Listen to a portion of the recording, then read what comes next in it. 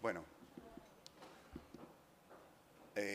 comenzamos con el siguiente simposium que está sponsorizado por Angelini. Antes de comenzar quería agradecer a la SAD en general y a Pablo en particular la invitación un año más y felicitarlos por el éxito que sigue teniendo esta reunión y esta sociedad cada año convocando líderes internacionales y de todo el territorio español en los diferentes sitios de Andalucía. Por otro lado, quiero agradecer a Angelini también la invitación y agradezco personalmente que acepte mis críticas y mis sugerencias, poniendo, por ejemplo, el título de este simposium con bastante honor, digamos, ¿no? Todo esto se basa fundamentalmente en su nuevo medicamento, un medicamento que creo que aportará buenas cosas al mundo de la epilepsia, no solo en Andalucía, sino también en todo, a lo largo del mundo. Será un medicamento que tendremos que tener como referencia en los próximos años, cualquier paciente con epilepsia. Quizás para poder introducir esto, voy a hacer una introducción un poco dura o inadecuada, por decir así, para aquellos que tengan epilepsia o para aquellos que tengan un familiar con epilepsia, porque si tenemos que hablar de una realidad es que la gente con epilepsia no solo tiene peores vidas, que es un poco de lo que nos hablará Juan y Pedro en las próximas presentaciones, sino que tienen vidas más cortas.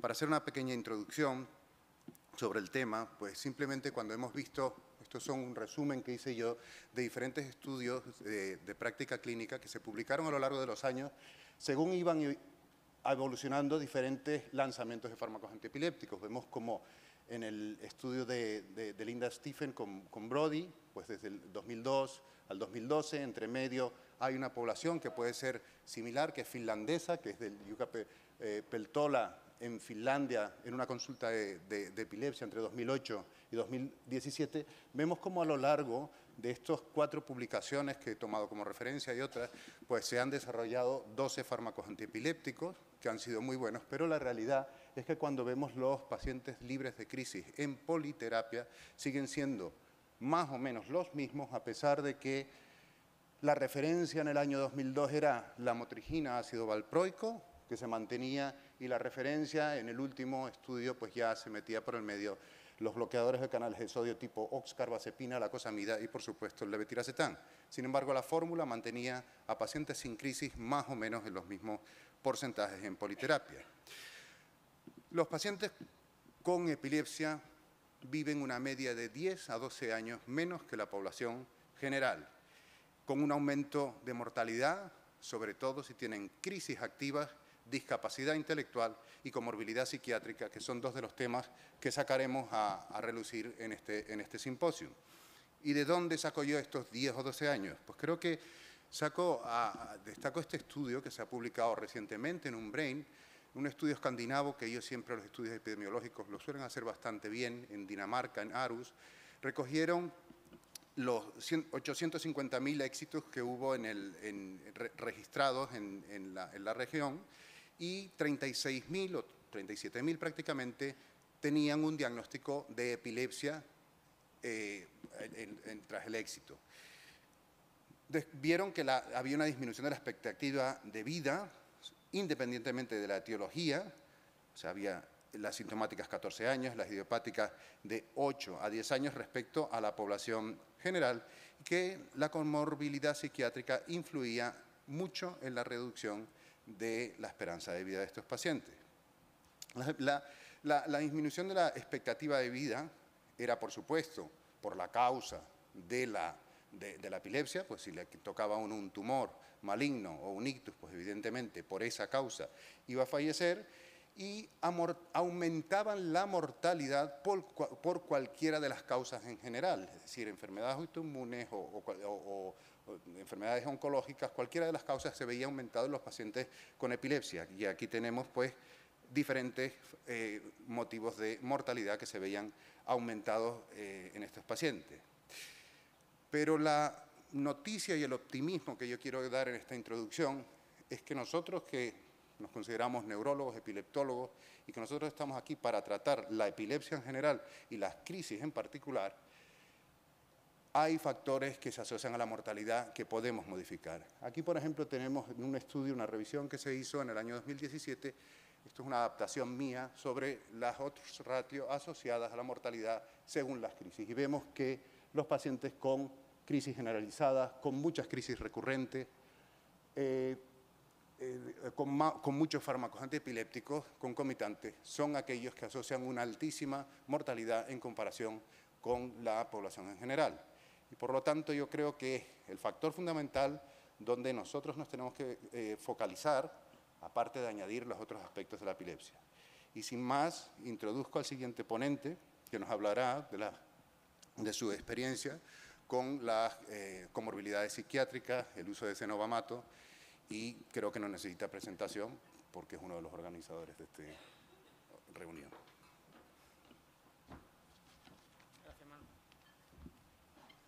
Bueno, muchas gracias, Manu, gracias a Angelini por la invitación. La verdad es que me alegra estar hoy aquí presentando nuestra experiencia, que afortunadamente empezó ya hace más de 4 años con el uso de este fármaco. Y bueno, hoy voy a presentar fundamentalmente los datos de nuestra experiencia en el uso extendido con cenobamato, ¿no? Y cómo lo hemos manejado, los resultados que hemos tenido en un paper que queremos publicar en breve, ¿no? Bien, salgo. Aquí.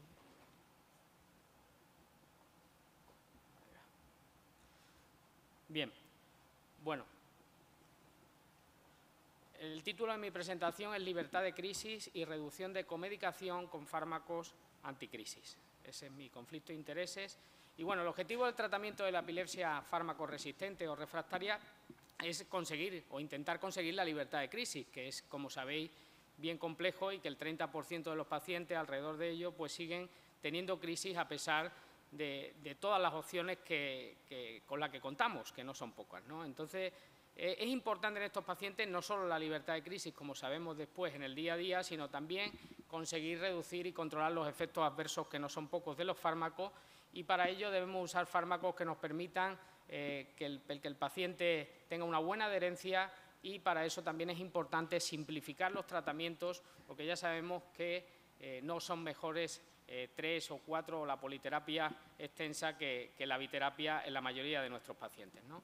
Por tanto, pienso que la simplificación terapéutica puede ayudar a mejorar la tolerabilidad y la adherencia, y que en aquellos pacientes en los que no es posible la conversión a monoterapia, la reducción de la carga farmacológica se traduce en un impacto positivo en la calidad de vida de los pacientes, y que en estos pacientes con epilepsia refractaria son necesarios tratamientos que incrementen el número de pacientes libres de crisis y que además permitan simplificaciones terapéuticas significativas, ¿no?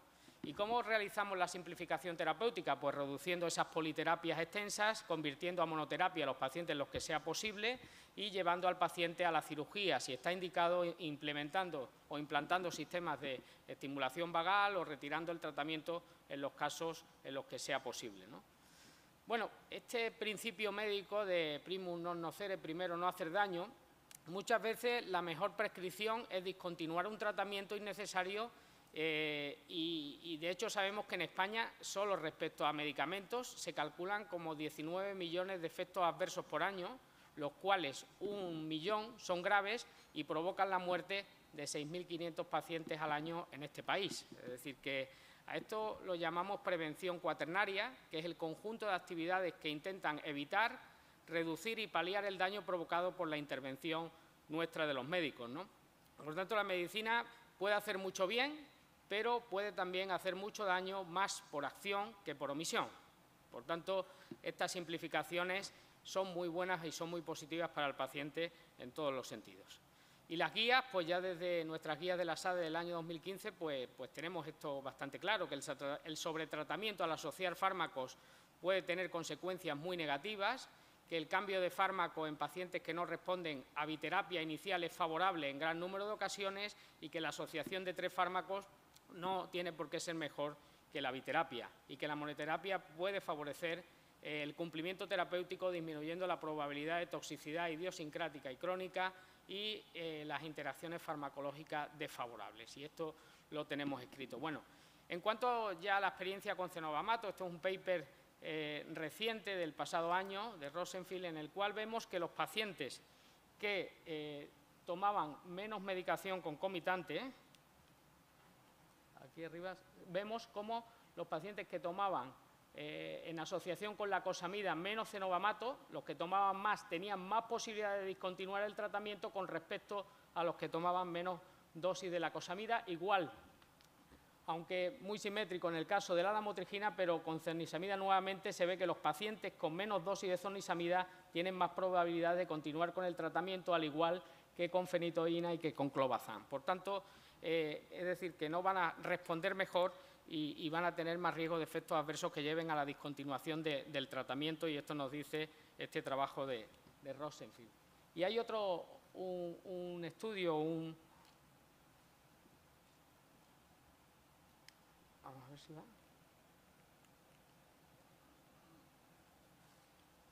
¿Podéis pasar desde allí? Parece que se ha quedado bloqueado, que es el estudio de Smith, que es una encuesta realizada por 7 médicos, un consenso, 7 epileptólogos, de cómo manejan el cenobamato, y comentan que, bueno, la forma de manejarlo en relación con los fármacos que usen. Está aquí puesto para que veáis. Pues ese es el estudio de Smith, donde vemos que los pacientes con clobazam, por ejemplo, ellos actúan de una forma proactiva y reducen la dosis de clobazam en relación cuando van iniciando el tratamiento con cenobamato. De forma proactiva reducen 5 o 10 miligramos al día desde la dosis inicial de 12,5, y si está con dosis más alta, más de 40 miligramos al día, pues reducen entre 10 y 20 miligramos y van reduciéndolo semanalmente. En el caso de la cosamida, de los bloqueantes de sodio, ellos actúan de una forma diferente a cómo lo hemos hecho nosotros en este periodo de uso extendido. Ellos lo hacen de una forma reactiva, es decir, que si hay efectos adversos tipo bloqueante de canales de sodio o si hay sedación, van a ir bajando 100 miligramos al día, un 25% de la dosis, según eso, los efectos adversos, pero si la dosis de la cosamida es alta, más de 400, los reducen 100 miligramos al día de forma proactiva y van reduciendo según, sin tener en cuenta los efectos adversos, es decir, a dosis altas desde el inicio. Nosotros, normalmente, en el escalado de dosis hasta 200 miligramos, que solemos llegar a esa dosis, porque cuando usábamos Scopri, en esa fase de uso expandido, que es el fármaco americano, pues nos venían los blisters justos para llegar a los 200 miligramos. Entonces hemos seguido llegando a 200 en todos los pacientes, pero simplificando mucho desde el inicio el tratamiento adyuvante. Es decir, el bloqueante de sodio empezamos a reducirlo desde 25 o 50 miligramos y cuando llegan a los 200 miligramos prácticamente no toman el bloqueante de sodio que tomaban al inicio del tratamiento con cenobamato. Y en nuestra práctica, el GABAérgico, la benzodiazepina, normalmente lo que hacemos es actuar de una forma reactiva. Si aparece somnolencia, sabemos que hay efecto GABAérgico y que podemos reducir de una forma rápida y normalmente no vamos a tener problemas porque ya hay un efecto GABAérgico por el cenobamato, ¿no?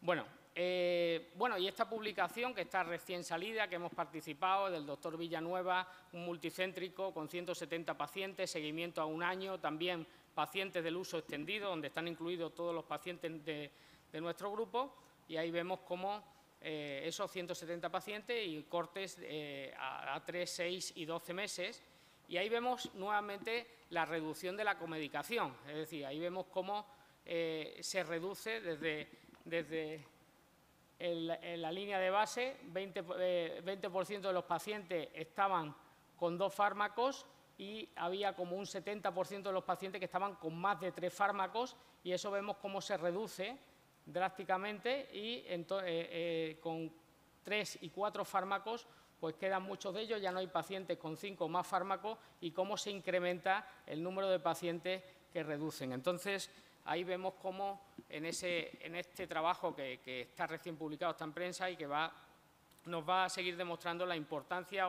de este fármaco a la hora de reducir la comedicación.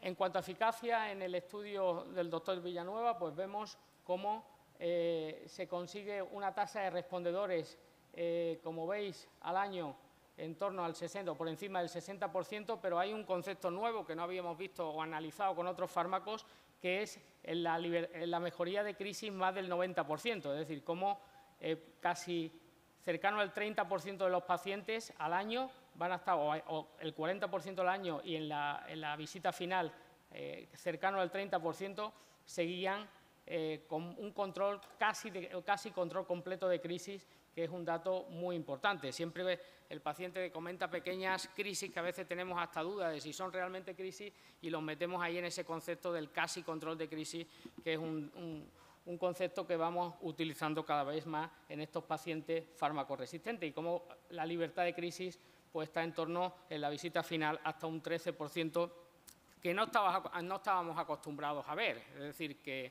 normalmente con los nuevos fármacos conseguíamos un 4 o un 5% control de crisis, y en el ensayo los pivotales de cenobamatos estaban por encima del 20%, y en vida real, pues en este trabajo pues vemos que entre ese porcentaje de casi libertad de crisis y libertad de crisis hemos doblado o triplicado los resultados de los fármacos previos. Estos ya son los casos nuestros del CNA, de nuestro centro. Son 36 pacientes que incluimos en el estudio, en el acceso expandido, y vemos cómo eran pacientes muy farmacoresistentes, es decir, pacientes que habían tomado una media de 12 fármacos, que tenían una evolución de 23 años de epilepsia, que tenían comorbilidades en un 63%, retraso mental en el 24%, y hasta un 24% habían sido sometidos a cirugía de estos pacientes. Ahí veis que es una población, lo peorcito que teníamos en la unidad, ¿no? Y vemos cómo en los primeros cortes de base de datos ya vamos viendo cómo vamos reduciendo de una forma importante la comedicación. Es decir, fármacos como la carbamazepina, la eslicarbazepina, los bloqueantes de sodio, se reducían casi a la mitad o incluso más en el caso de la cosamida o de eslicarbazepina, y cómo globalmente había una reducción de más de la mitad de la comedicación, como vamos a ver en las siguientes diapositivas. Aquí vemos cómo, con el concepto de carga farmacológica total, o DDD, que es un concepto o un dato que utilizan mucho los estudios, pero no solo para contabilizar la reducción de fármacos, sino para contabilizar la carga farmacológica, vemos como la mayoría de nuestros pacientes estaban con brivaracetán, carbamazepina, clobazam y la cosamida, y cómo se reduce a los 3 meses claramente en este gráfico, y cómo finalmente se han reducido prácticamente de una forma más a un 30% la dosis que tenían de estos fármacos. Y yo creo que es la mejor, la más representativa de las diapositivas. Como vemos que cuando empezaron el estudio, el tratamiento con cenobamato, 35% de los pacientes tomaban 2 fármacos, pero hasta un 62% de los pacientes tomaban 3 o 4 fármacos. Al año, esto se ha reducido de una forma drástica, y vemos cómo la mayoría, casi la mitad de los pacientes, estaban o solo con cenobamato en monoterapia o con cenobamato y un solo fármaco. Y 2 fármacos continuaban teniendo en torno a un 30%, pero del 62% se ha reducido a un 18% de los pacientes que están con 3 y 4 fármacos. Esto es una simplificación terapéutica, pues como veis, muy manifiesta y muy clara, ¿no? Sí es cierto que nosotros, como hemos comentado, prácticamente quitamos el bloqueante de sodio concomitante que tienen estos pacientes, y subimos mucho la dosis del cenobamato a 200 en prácticamente todos los casos, si hay buena tolerancia, que suele ocurrir si retiras el bloqueante de sodio, pero llegamos al año a dosis en nuestra cohorte de 36 pacientes de 326 miligramos, es decir, que llegamos a una dosis alta. Y con buena tolerancia si reducimos proactivamente el bloqueante de sodio y reactivamente la benzodiazepina. Bueno, ahí vemos el número de crisis, lo veíamos en la anterior diapositiva, que eran pacientes con una media, aquí lo vamos a ver, con una media de crisis altísima, una media de crisis al mes en torno en torno a 57 crisis de media y cómo al año la reducción media de crisis es a 5,6, es decir, muy importante, ¿no? Y esta es, yo creo que otra de las diapositivas más importantes, que es de la carga farmacológica total, la DDD. Es decir, la DDD al inicio del estudio era 3,6 fármacos, por así decirlo, aunque no sea como tal el concepto, pero al final del estudio al año es de 1,4. Es decir, los pacientes terminan el año con cenobamato y un poquito más. No llega a ser ni biterapia en ese concepto, ¿no? Por tanto, la simplificación en esta serie es muy significativa. En cuanto a la eficacia, pues estos son los datos de eficacia que tenemos. Un 33% de libertad de crisis al año. Se entiende libertad de crisis sin crisis en los últimos 6 meses, en los últimos 3 meses, y una mejoría del más del 90% en un 47% de los pacientes y del 75% en el 71%, pero vemos la tasa de respondedores por encima del 80% en todos los cortes. Es decir, unos resultados que no estábamos acostumbrados a ver con ninguno de los nuevos fármacos de los últimos años, ¿no? Y nuevamente el concepto, insisto, de la mejoría de más del 90% de crisis, que está en torno también al 40 y tanto, 50%. Conforme va pasando el tiempo, el fármaco funciona incluso mejor. Ahí lo vemos como entre los 3 y los 6 meses cómo va, y el año cómo se incrementa la tasa de respondedores con el tiempo hasta un 80 y tantos %, ¿no?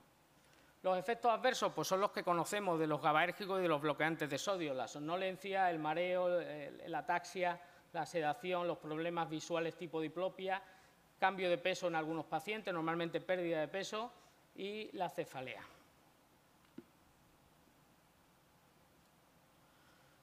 Ahí los vemos representados cómo van reduciéndose estos efectos adversos en los diferentes cortes de base de datos, como 12 pacientes y terminan 1, como la diplopia se reduce a 0 o el mareo. La somnolencia en nuestra serie se mantiene como un efecto adverso, probablemente por no reducir proactivamente la benzodiazepina. Siempre hemos visto que estos pacientes en este uso extendido ya lo estamos haciendo de otra forma, reducimos más, creo, el clobazam o la benzodiazepina que utilicen. Y estamos reduciendo, pero en el uso extendido sí es cierto que fue el efecto adverso que más tiempo se mantuvo, fue la somnolencia.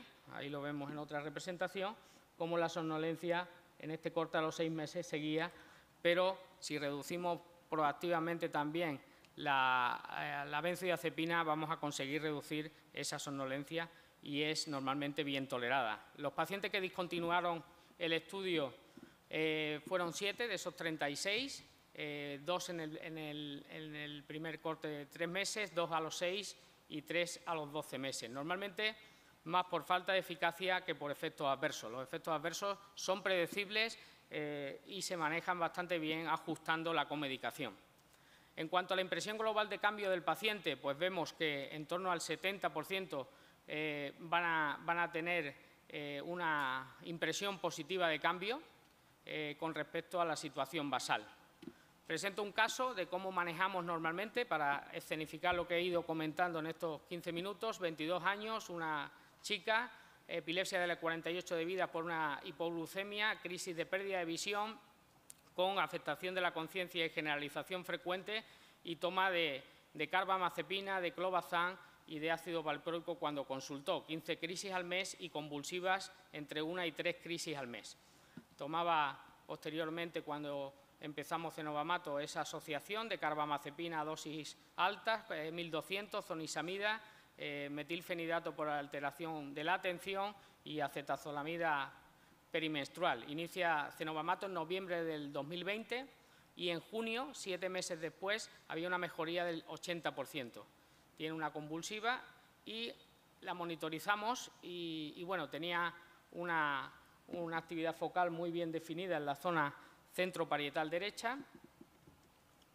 Le hicimos su PET y se vio ahí una zona de hipometabolismo y planteamos si no funcionaba cenobamato el estudio invasivo por la gran refractariedad de esta chica,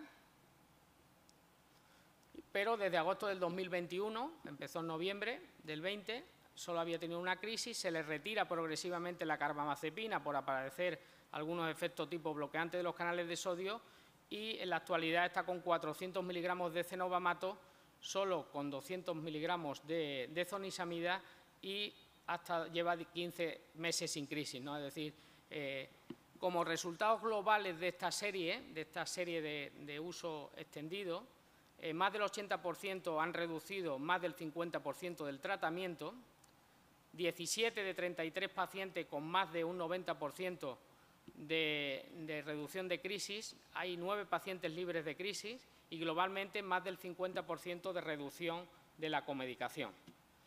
Y a modo de conclusión, la asociación de cenobamato nos permitió simplificar el tratamiento en un 60% a los 6 meses, que las tasas de libertad de crisis están por encima del 33% al año y que, bueno, estamos viendo un poco que está cambiando el cenobamato, el concepto y manejo de estos pacientes farmacoresistentes y en los programas de cirugía, afortunadamente para los pacientes estamos viendo que se están cayendo muchos pacientes en fase de estudio prequirúrgico y de indicación quirúrgica y también en los ensayos clínicos, porque teniendo un fármaco como este, pues muchas veces tenemos que probarlo antes de esas nuevas opciones. Entonces creo que estamos ante un cambio del paradigma de manejo del paciente con epilepsia refractaria, afortunadamente, y que tenemos que tener muy claros esos conceptos de la reducción de medicación, porque si no un fármaco que se puede tolerar muy mal y que tenemos unos efectos adversos que si sabemos lo vamos a manejar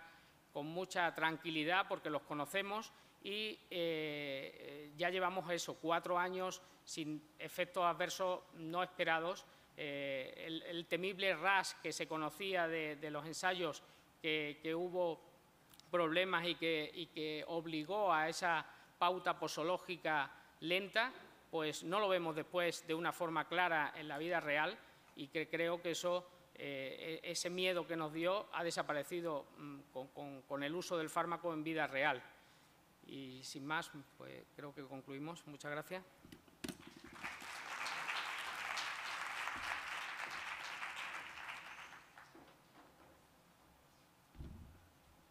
Bueno, a continuación viene la charla de Pedro Serrano, que creo que tampoco necesita mucha presentación aquí en el simposio y en la reunión. Bueno, pues en primer lugar, como es de rigor, agradecer a la Sociedad Andaluza de Epilepsia su invitación y a Angelini también por permitirme estar aquí. Un sitio que, como todos sabéis, pues, con el que tengo fuertes vínculos desde el punto de vista histórico y también desde el punto de vista sentimental, ¿no? Así que muchas gracias a ambos. No se ve. ¿La suya va a continuación de esta? Sí. Le doy aquí. Sí, pero ¿viene aquí la suya? Debe estar a continuación, sí. No, ha terminado. Ha terminado. Estará... Se supone que estaba detrás, ¿no? ¿Es alguna de estas?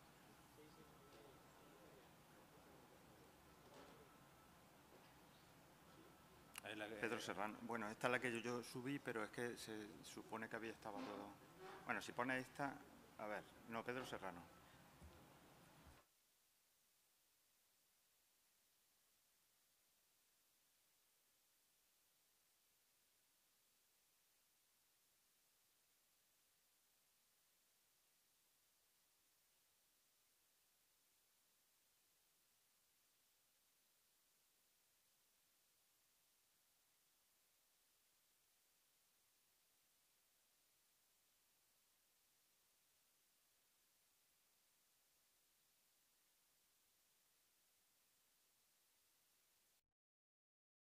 Empezar, que no se nos haga tarde.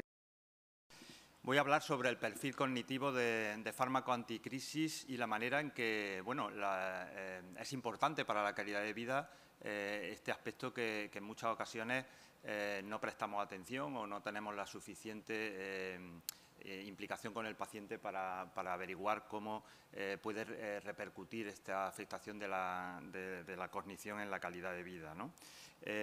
Bueno, estos son mis conflictos de intereses. ¿Y por qué es tan importante el abordar un tema como la cognición en el paciente epiléptico? Pues en primer lugar porque el paciente epiléptico ya de por sí es un paciente vulnerable desde el punto de vista cognitivo. Y para eso no hace falta nada más que recurrir a algunos de los estudios epidemiológicos más amplios y que más información ha dado, sin ir más lejos. Pues esta diapositiva hace referencia a la cohorte Framingham, que como sabéis es una cohorte que lleva reclutándose de manera prospectiva desde los años 40 del siglo pasado, una cohorte en principio dedicada al riesgo vascular, pero que posteriormente, a partir de los años 70, incluyó una valoración cognitiva de los pacientes, con lo cual tenemos datos muy buenos, de muy buena calidad, sobre cómo es la evolución cognitiva de la población general y, por supuesto, también de la población epiléptica. ¿Y qué es lo que nos dice desde este punto de vista la cohorte Framingham? Pues nos dice, curiosamente, que aquellos pacientes que tienen a lo largo del tiempo un deterioro cognitivo tienen con más frecuencia crisis epilépticas, y no es una proporción menor. La hazard ratio de esto que acabo de decir es de 1,82, es decir, el 82% más de riesgo que la población general. Pero es que si lo analizamos, esta misma cohorte desde el punto de vista inverso, es decir, aquellos pacientes que tienen crisis epiléptica y que se demencian o tienen un deterioro cognitivo a lo largo del tiempo, esa hazard ratio es aún superior. ¿Qué es lo que nos está indicando esto? Pues que en realidad existe una relación bidireccional entre el deterioro cognitivo y la epilepsia. Y, en general, esto lo que nos dice es que el paciente epiléptico es un paciente vulnerable desde el punto de vista cognitivo. Esto tiene su explicación, incluso desde el punto de vista biológico. Cada vez se conocen más las causas o los mecanismos fisiopatológicos que pueden dar carta de consistencia a estos hallazgos epidemiológicos. Sabemos que aquellas situaciones moleculares que se producen en el deterioro cognitivo, por ejemplo, en los estadios iniciales de la enfermedad de Alzheimer, también se producen en las neuronas que están implicadas en los circuitos de epileptogénesis. Esto es lo que se ha denominado la sinaptis tau, el tau sináptico, ¿no? Y hoy se sabe, pues, por ejemplo, la presencia de agregados tau intracelulares en estas neuronas implicadas en los mecanismos, en los circuitos de epileptogénesis, es una realidad a lo largo del tiempo. También que se produce un acúmulo de beta-secretasa en las neuronas distróficas y, como consecuencia de ello, también un acúmulo de beta-amiloide a nivel extracelular, y incluso algunos otros detalles que suceden en el contexto del deterioro cognitivo de la enfermedad de Alzheimer, como la disminución de algunas proteínas que tienen implicación desde el punto de vista de la epileptogénesis, como la sinaptogirina y la complexina. Es decir, que hay una relación importante y hemos de tener como una cuestión asentada que el paciente con epilepsia es un paciente ya de por sí vulnerable desde el punto de vista cognitivo. Pero es que además tenemos también evidencia desde el punto de vista de estudios dirigidos a evaluar la función cognitiva en los pacientes con epilepsia, de que existe un deterioro. Y esto, como digo, se ha evaluado y se han evaluado en los múltiples dominios neuropsicológicos que existen. Podemos ver cómo hay una afectación, y esto es una cosa que se ha podido comprobar, en áreas tan relevantes como puede ser la memoria de trabajo, comparando pacientes con epilepsia en grandes números frente a pacientes que no tienen esta enfermedad, también en funciones ejecutivas y en fluencia verbal, y de una forma más bien en forma de tendencia, pero que no alcanza quizás significación, pero sí que nos obliga a escrutar estos otros dominios en la memoria, sobre todo memoria a corto plazo, y también la atención. Es decir, esto va un poco en la línea de aquellos mecanismos moleculares que acabamos de ver que pueden estar implicados en esto. Y además hemos de tener en cuenta que cualquier tratamiento antiepiléptico tiene ya de por sí un coste desde el punto de vista cognitivo. No existe fármaco que no no existía hasta ahora, por lo menos, fármaco que no tuviera un correlato desde el punto de vista de disfunción cognitiva. Hay algunos Hay algunos, como por ejemplo los que aparecen en la parte, que esto estaba señalado también, no sé qué ha pasado, la presentación no es la misma. En la parte de arriba aparecen los que son más deletéreos desde el punto de vista cognitivo, como el fenobarbital, la fenitoína, la carbamazepina, pero hay algunos otros también antiguos, como el ácido valproico, que también tiene estudios que demuestran que hay un deterioro cognitivo. Y no tenemos que irnos a fármacos tan antiguos, también algunos de los fármacos más modernos, como por ejemplo el topiramato o la zonisamida, tienen un efecto adverso en la cognición del paciente y de manera indirecta también en la calidad de vida del mismo, ¿no? Esto es una cosa que se conoce y que debemos de tener siempre en mente a la hora de correlacionarlo con la calidad de vida del paciente, ¿eh? Y, por tanto, nosotros, en nuestra actuación como neurólogos clínicos, siempre debemos realizar el manejo más experto posible para disminuir esa afectación de la calidad de vida derivada de la utilización de los fármacos antiepilépticos. Por tanto, incluso a lo largo del tiempo se han definido algunos de cuáles son las variables más relacionadas con ese deterioro cognitivo. Y se sabe que, por ejemplo, la polifarmacia, la utilización de varios fármacos de manera concomitante, es un factor que de manera fehaciente se correlaciona con una mayor afectación cognitiva. También cuando utilizamos fármacos con niveles altos en sangre, es otra variable que se ha relacionado con el aumento de la afectación cognitiva, y, por supuesto, en poblaciones especiales, evidentemente aquellas poblaciones que son más vulnerables también cognitivas, como por ejemplo puede ser los ancianos, pero también aquellos que están en las etapas más precoces del desarrollo intelectual, como los niños y, por supuesto, en el feto, es donde la afectación cognitiva por los fármacos puede tener mayor relevancia, ¿no? A lo largo del tiempo se han definido categorías de fármacos, no todos son igual de deletéreos, pero hay algunos que claramente está demostrado. El fenobarbital quizás sea el paradigma, pero como ya decía, algunos de los nuevos fármacos antiepilépticos también lo son, como puede ser el topiramato, y luego hay un grupo de fármacos muy utilizados, fundamentalmente bloqueantes de canales del sodio, pero también el ácido valproico, que también tiene característicamente efectos adversos. Y, por supuesto, como se deriva de lo que he dicho antes, la combinación entre estos fármacos es especialmente maligna desde el punto de vista de su influencia en la función cognitiva. Bueno, pues cuando llega un nuevo fármaco al mercado, lo primero que, por tanto, y como consecuencia de todo lo que acabo de decir, debemos de plantearnos en cuestiones relacionadas con la calidad de vida del paciente, es cómo influye en la cognición. Hasta ahora, como he dicho, todos los fármacos, no se excluye ninguno, tienen un impacto en la condición, en mayor o menor grado. Puede haber fármacos que se caractericen por tener un perfil más benigno, como por ejemplo el levetiracetam o algún otro fármaco, pero en realidad todos ellos tienen algún tipo de impacto, ¿no?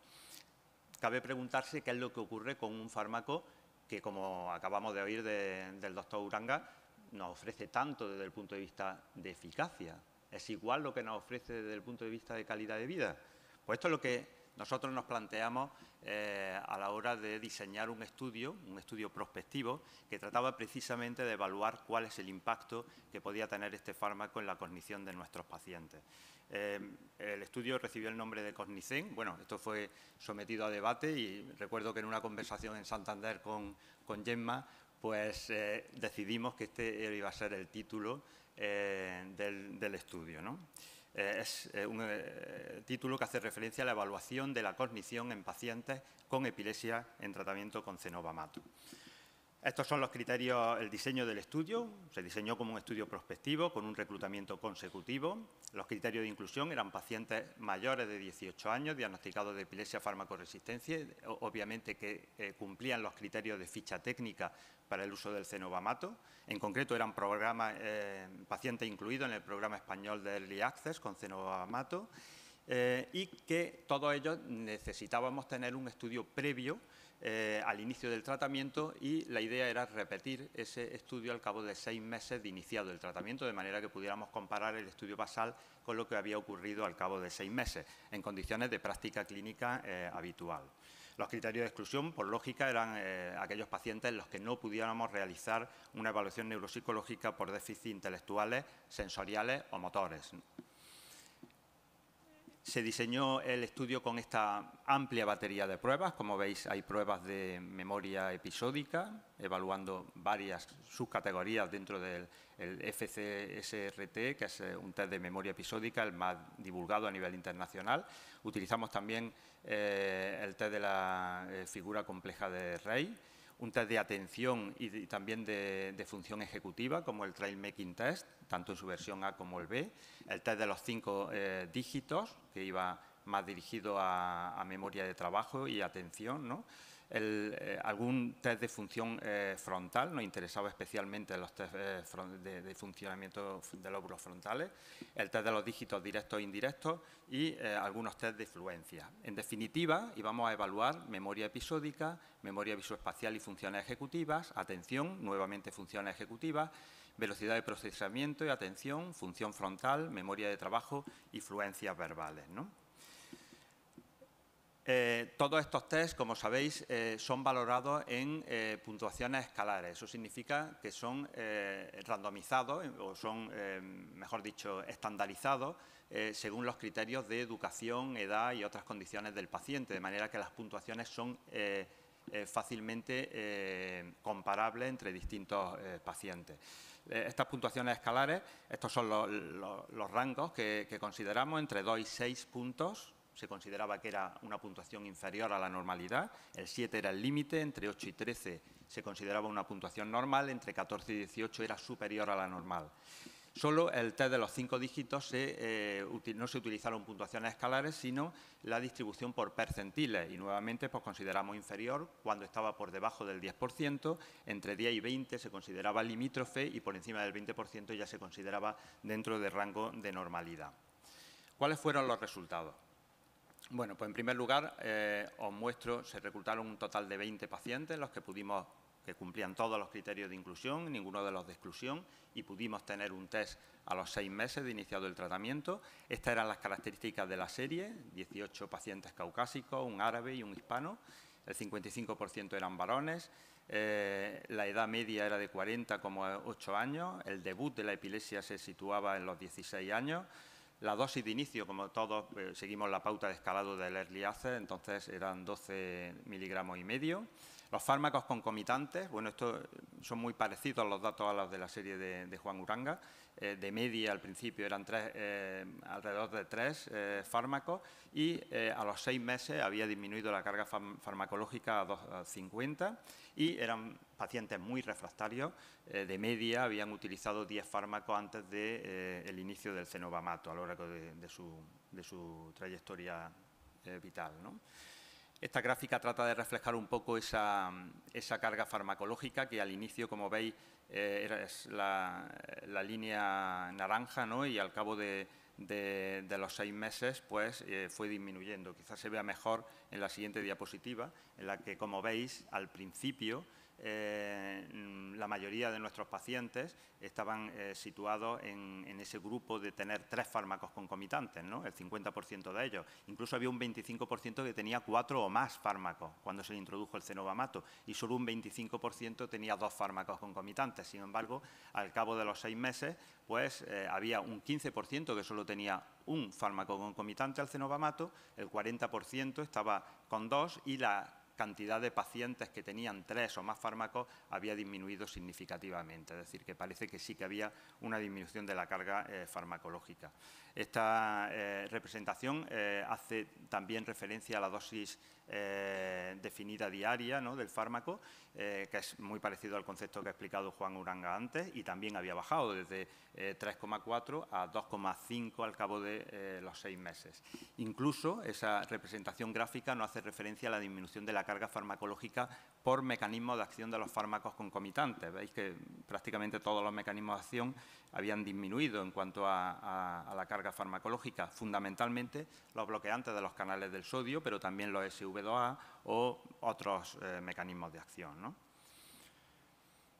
Estos también siguen siendo datos demográficos de la serie. El 50% de los pacientes tenían crisis diarias, es decir, bueno, se trataba de una población realmente muy fármaco resistente. El 35% eran crisis semanales y un 15%, siendo refractaria, eran crisis mensuales. En cuanto a las características del foco epileptogénico, pues bueno, pues es la mayoría eran pacientes con un foco único, ¿no? Pero había algún paciente multifocal y 4 pacientes, 4 de los 20, tenían un foco bitemporal, ¿no? Por tanto, bueno, pues se puede ascribir a una población con epilepsia refractaria típica, ¿no? En cuanto a las etiologías, pues ahí teníamos, la que predominaban eran las displasias corticales focales y también las esclerosis temporales mediales. Había 5 pacientes con una epilepsia focal no lesional. Había 2 pacientes con una epilepsia autoinmune relacionada con la presencia de anticuerpos anti-Gas65, un cavernoma, una epilepsia por lesión connatal y un paciente con una esclerosis tuberosa. El 25% de los pacientes había recibido algún tipo de técnica quirúrgica previamente de cirugía de la epilepsia y a pesar de ello seguían siendo pacientes con epilepsia refractaria, ¿no? Y si ya hablamos datos de eficacia, de esto voy a decir solo los datos más burdos, ¿no? Porque ya hemos oído una charla sobre eficacia. Vemos que van un poco en la línea de lo que hemos comentado. El 30% de los pacientes, solo el 30% de los pacientes no tenían algún tipo de mejoría. El 70% restante tenían mejoría, existiendo un 55% que la mejoría era superior al 50%. Un 15% o bien habían tenido una mejoría superior al 90% o bien estaban libres de crisis, ¿no? Por tanto, va también en línea con los datos de eficacia que tenemos de otras series, ¿no?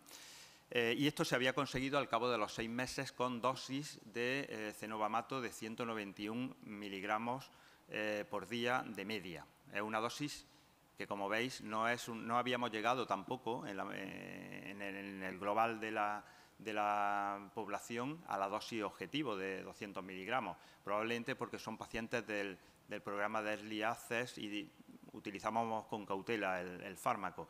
Tengo que decir que estos pacientes, estos 20 pacientes, van a ser evaluados a los 12 meses y tenemos dosis mucho más altas y estamos expectantes por ver los datos de cognición en estos pacientes, porque nos vamos a meter ya en los datos de cognición.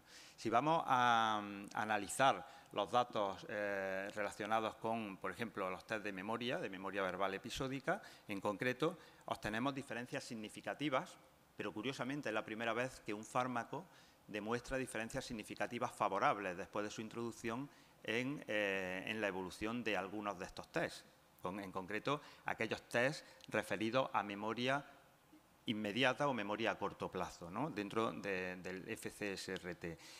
No obtuvimos significación, aunque también veis que la puntuación media era de 4,84 y posteriormente se pasaba a 6,36, es decir, que había una ganancia en el caso del recuerdo libre total y en el caso del recuerdo total de 5 a 7,79. Es realmente, desde el punto de vista de magnitud, también pasaba de una puntuación inferior, si recordáis las puntuaciones escalares, a una puntuación de normalidad en algunos de estos tests, ¿no? Aquí está representado también de forma gráfica. Fijaros en la figura de la derecha, que es bastante significativa. Veis cómo el porcentaje de pacientes, lo que aparece en verde, son los pacientes con puntuaciones escalares inferiores, que se consideraban inferiores a la normalidad, como al cabo de los 6 meses el porcentaje ese ha disminuido. Y vemos cómo algunos pacientes, en ese flujo de pacientes que estaban en verde, 4 pacientes en concreto que estaban en verde en el recuerdo libre, al cabo de los 6 meses habían pasado al rango de normalidad, ¿no? Y en el caso del recuerdo total pasa algo parecido, el porcentaje de pacientes en verde disminuye y aumenta bastante el porcentaje de pacientes en azul, que son rango de normalidad, e incluso algunos se meten en el rango de puntuaciones superiores a la normalidad en 2 pacientes en concreto que antes estaban normales en el estudio basal, ¿no? En cuanto a los resultados del test de figura compleja de Rey, pues también encontramos significación y también, curiosamente, a favor en el caso del recuerdo de memoria a corto plazo. Parece que esto corrobora un poco los resultados del test anterior, que era específicamente de memoria, ¿no? Y en este caso, pues las puntuaciones medias pasaron de 7,40 a 9,45, con una significación estadística acreditada, ¿no? En el caso del Trail Making Test, que sobre todo el A, que es un test de atención, sí que encontramos una pérdida de puntuación de 8 puntos, pasamos a 6. Esto posteriormente, durante la discusión, podemos tratar, porque otros test de atención que pasamos no reflejaban esa diferencia y probablemente pueda haber una explicación. El Trail Making Test exige una habilidad motora que en muchas ocasiones artefacta la utilización como test de memoria en ese aspecto. Pero bueno, esto es lo que salió y esto es lo que tenemos que contar, ¿no? Una vez más, la representación gráfica, podéis ver cómo en el caso de la figura compleja de Rey se ve visualmente esa alteración y como también las escalas de colores, vemos que aquí lo que se produce sobre todo es que un porcentaje mayor de pacientes entran dentro del rango de puntuación superior, ¿no?, en la memoria a corto plazo. Y en el Trail Making Test, como veis, es muy variable, ¿no? Hay pacientes que mejoran, otros que empeoran y tal, con lo cual no hace sospechar que esas puntuaciones a lo mejor no son tan consistentes, ¿no?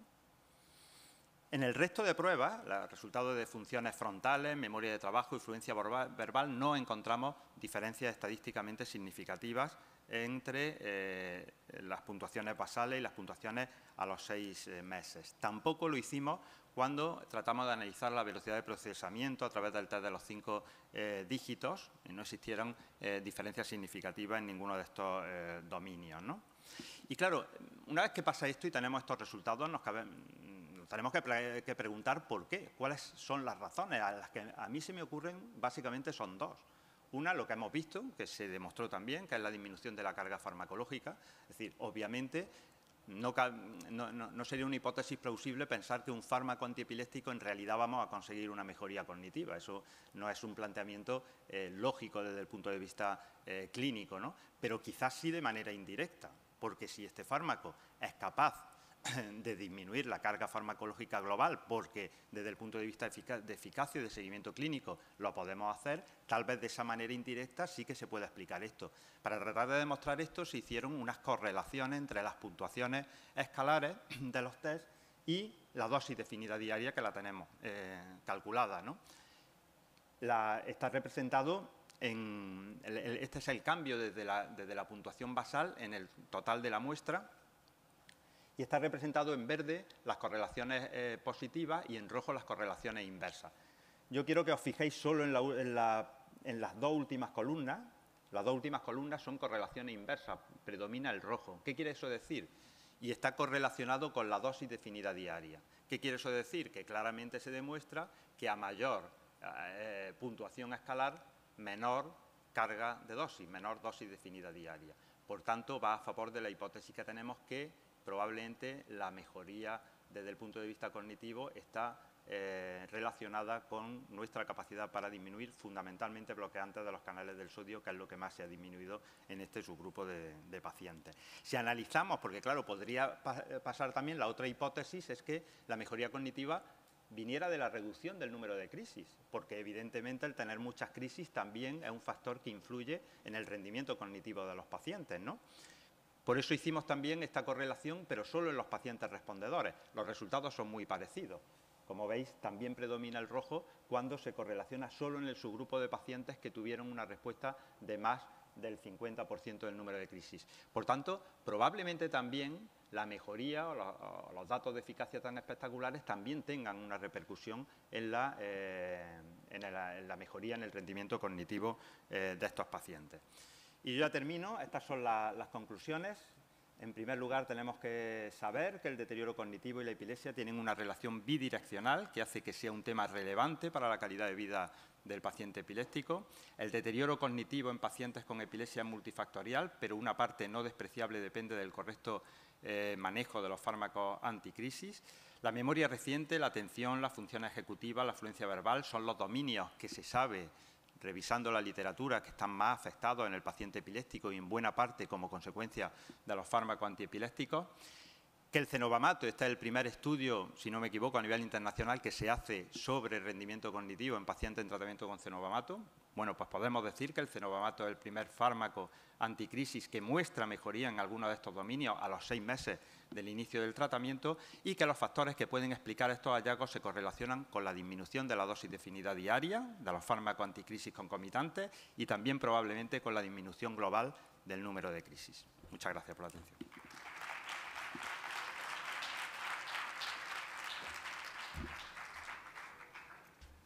Sí. Me piden, por favor, si pueden evaluar con el código QR y el teléfono. Ahí habrá unas preguntas para evaluar el simposio. Gracias.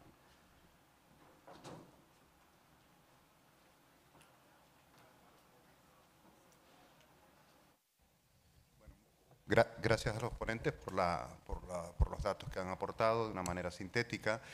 Me gustaría, por favor, que las preguntas y las respuestas fuesen directas y a mí me gustaría hacer algo un poco atípico, que es pedirle al personal de Angelini que mire para otro lado, para las paredes, y no mire a la audiencia o cierre los ojos, porque yo quería preguntarles a ustedes, ¿cuántos de ustedes han utilizado Ontosri o Xcopri para aquellos que no son de Europa? Ya. Vale, ya está. Gracias.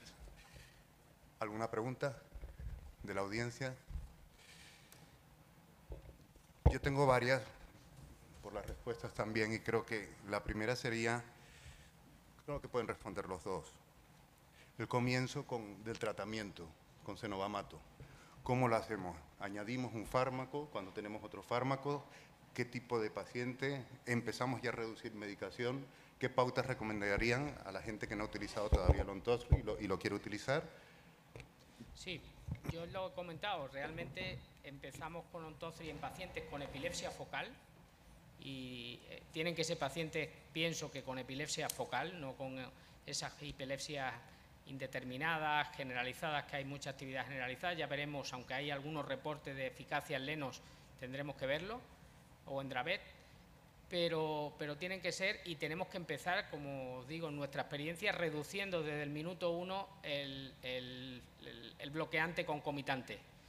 Se puede esperar, y los consensos estamos en reducirlo a partir de los 50 miligramos, pero nuestra experiencia después de 4 años utilizándolo, pensamos que se puede reducir desde el primer momento, porque estamos viendo pacientes que responden ya desde la dosis de 12,5, ¿no?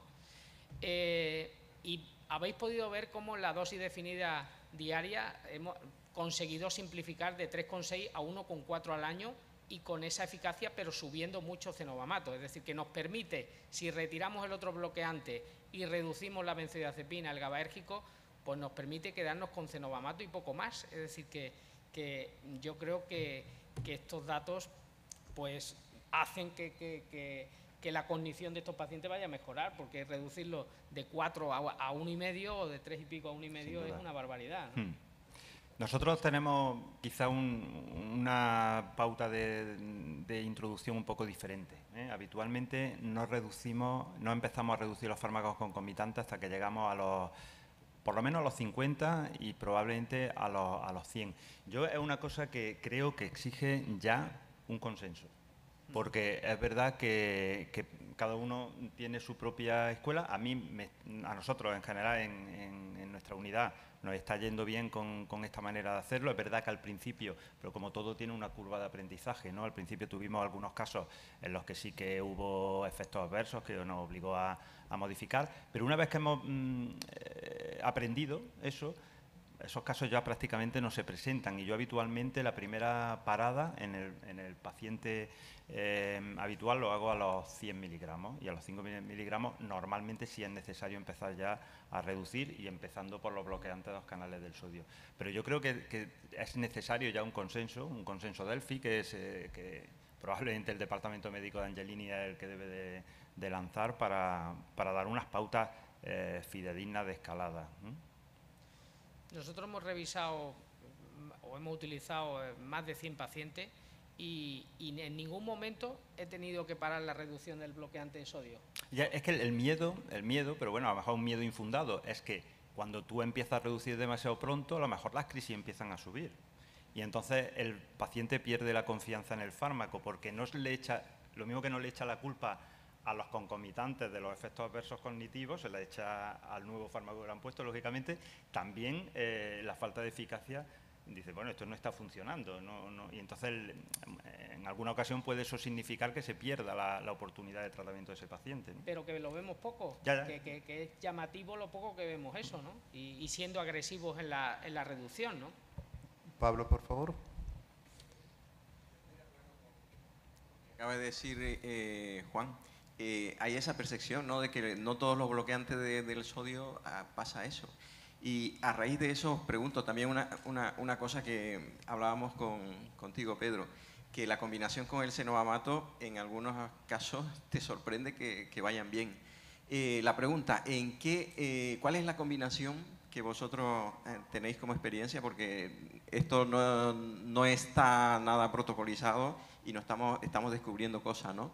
¿Cuál es la combinación que más os llama la atención de efectividad? Pienso que cenovamato con un poquito de clobazam es la mejor, es decir, que al final, cuando retiramos pacientes que llevaban un año controlados, le quitan los 2,5 o 5 miligramos que le quedaba de noche del clobazam, recurren las crisis, y eso lo hemos visto ya en 5, 6, 7 pacientes, le vuelves a poner esos 2,5 o 5 miligramos y se vuelve a controlar. Sí.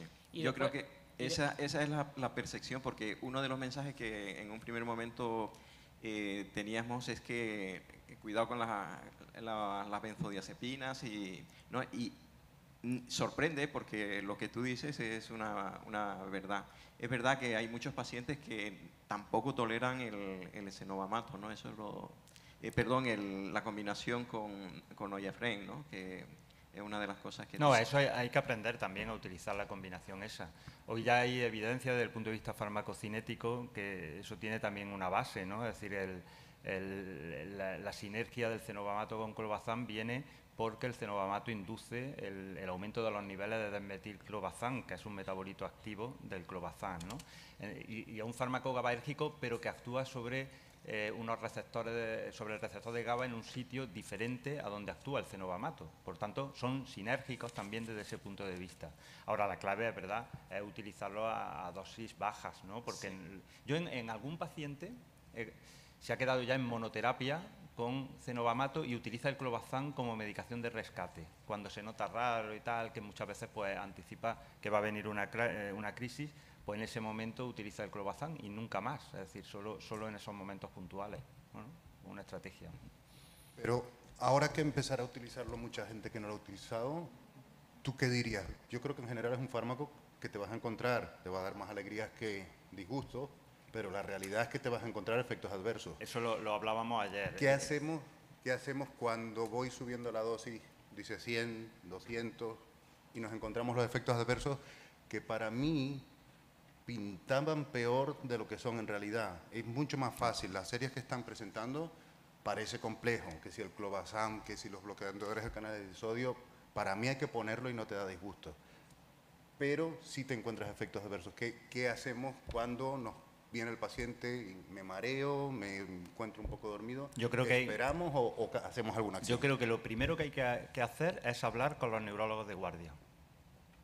Porque la tentación del neurólogo de guardia cuando le llega un paciente con efectos adversos cognitivos, con cenovamato y tal, la tentación, y eso nos pasó sobre todo al principio, es quitarlo. No hay que quitarlo, lo que hay que es que reducir el resto, ¿no? Pero eso es un mensaje que, hombre, creo que va calando, ¿no? Yo creo que es un fármaco que a día de hoy, yo en ese sentido soy...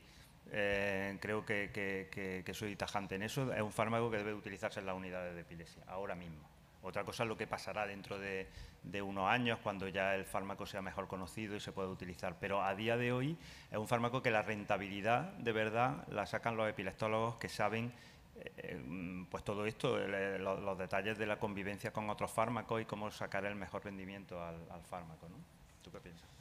Sí, yo creo que ya lo he comentado, que el que no tengamos efectos adversos complicados, que no sepamos manejar, es un plus, ¿no? Y nos da una tranquilidad, que la parte cutánea que le teníamos tanto miedo no es un problema después en el día a día, y que pienso que el neurólogo general también puede usar este fármaco, porque estoy convencido que con la eficacia que tiene en monoterapia no demostrada, digo, en casi monoterapia, con esos pacientes que hemos reducido y que tenemos con mínimas dosis de clobazam, o alguno incluso ha llegado a la monoterapia por conversión, es un fármaco que estoy convencido que vamos a empezar a utilizar pronto, que no vamos a esperar 12 fármacos para tomarlo, para empezarlo. Y el neurólogo general ahí está implicado. Ahí tiene que ver, va a ver a ese paciente y va a decir, si el Ontozi es como nos dicen esta gente, ¿por qué vamos a esperar tanto, no? Sí, ahora sí. Yo creo que para concluir, yo estoy de acuerdo contigo, es un fármaco que no tenemos que someter al paciente a esperar. Si tenemos manejos con fármacos antiepilépticos y cuya principal complicación es prescribirlo, porque hay que hacer una fase de titulación y mantenerlo y subir. Una vez aprendido eso, es un fármaco antiepiléptico que va bien. Y entonces, si se pone, se acostumbra uno y es mucho más fácil. Y acostumbrarse un poco al manejo de los efectos adversos, un poco siguiendo consejos de gente que tiene más experiencia. Y informar al paciente desde el minuto 1, es decir, que el paciente ya se lleve aprendido que si aparece mareo, y además se lo doy por escrito, si aparece mareo vamos a bajar más rápido el bloqueante de sodio, si aparece sueño va a reducir la benzodiazepina rápido, que te da miedo pero no te da problemas, y que si el enfermo eso lo lleva, porque lo difícil es, si no está informado, convencer a ese enfermo que ese fármaco no es el problema de los efectos adversos, sino es que tiene mucho. Eso convencerlo no es fácil. El enfermo dice, yo estoy muy bien, pero estoy envenenado. Y esto, ¿sabes? Y no es así. Y quitándole, informando del minuto 1, el enfermo lo hace él solo en casa e incluso no te llama, ¿sabes? Y dice, tuve ese problema, pero se me resolvió como usted me lo comentó. Un comentario rapidísimo.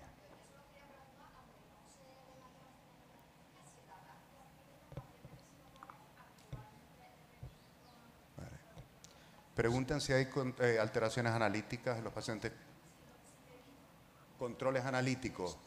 En el uso extendido lo hicimos porque no conocíamos el fármaco y lo hicimos.